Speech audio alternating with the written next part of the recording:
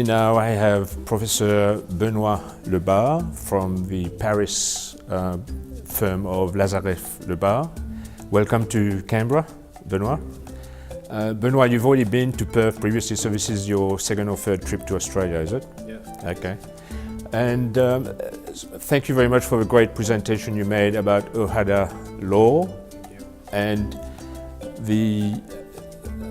it's clear that in Australia it's a very little known subject. And can you explain just in 2 minutes what you see the advantage of OHADA law is for Anglophone Africa?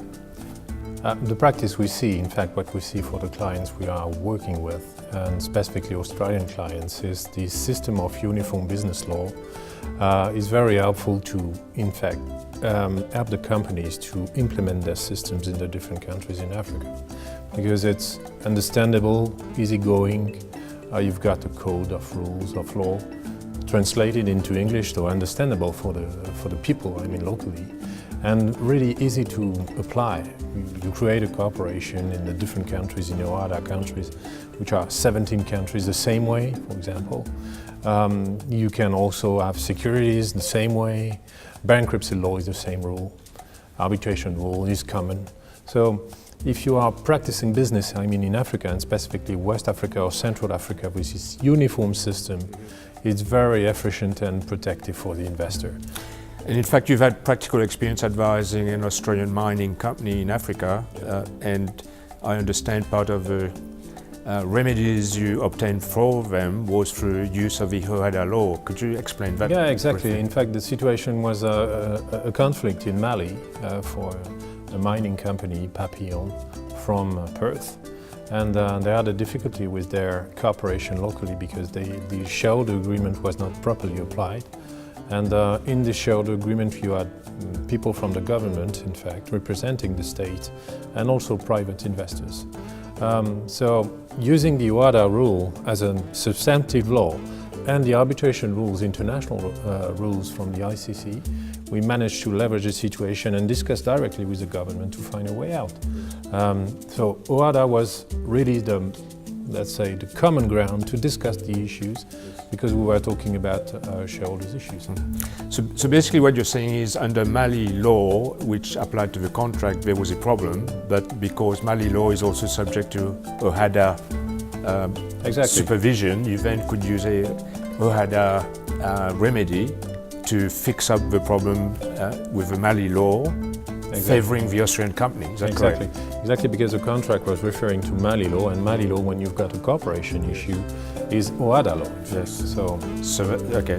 So that's good. And also, we've just heard a problem today over tea with Dr. Robin Alders, where she was saying how there are different laws applying to the protection of animals and public health in OHADA countries as opposed to English-speaking Africa. Can you just tell us how you can see that could be fixed through OHADA? The question, OHADA doesn't solve this problem, because this is a question of health, and most of the time every country tries to control and regulate this. The interesting thing is international trade organization and international treaties try to solve this problem and find common grounds or local organization to try to fix these problems, because of course health and questions with agriculture and these kind of things is very important for Africa.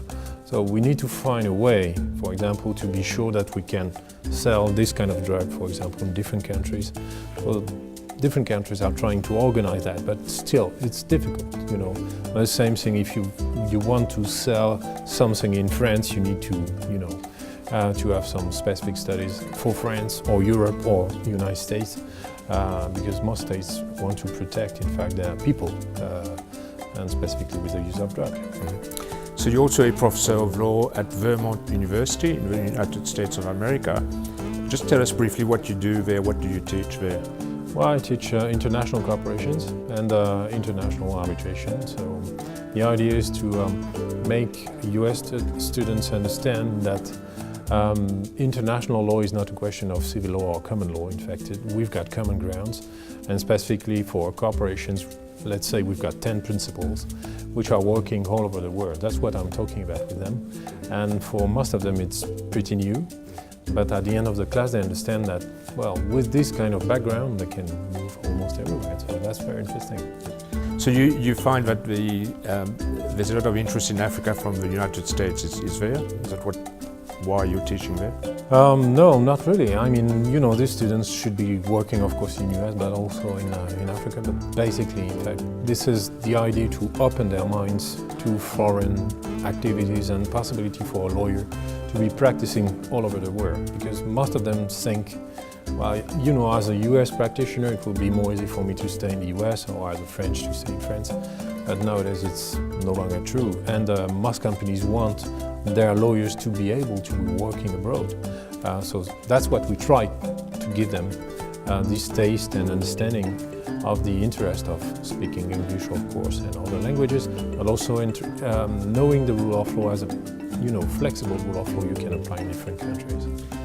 Last point, you are also involved in the summit in Paris at the end of the year in relation to the environment. Can you tell us briefly, one, about the summit itself and then your role in it?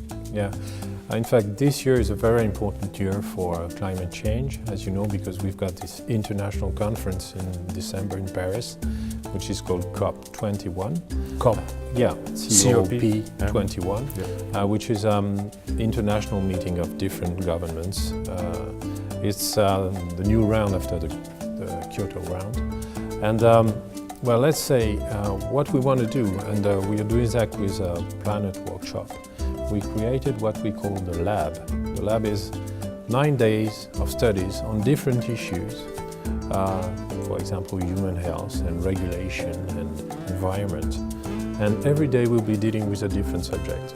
And our law firm, in fact, will be helping to discuss the issues of law, how we can, let's say, bring people together and try to evolve the regulation of climate change in different countries in Africa.